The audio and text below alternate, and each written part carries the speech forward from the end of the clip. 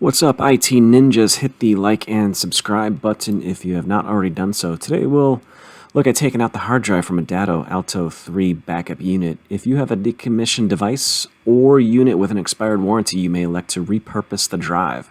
So let's dive in.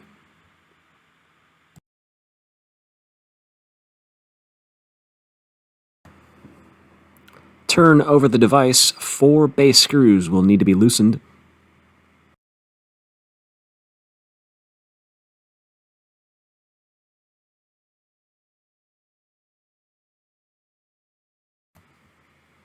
Take off the enclosure and loosen the 2 screws on the connection plate.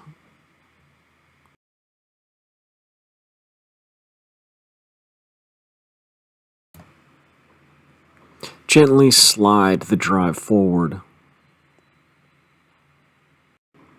On the reverse side, loosen the 2 screws on the connection plate.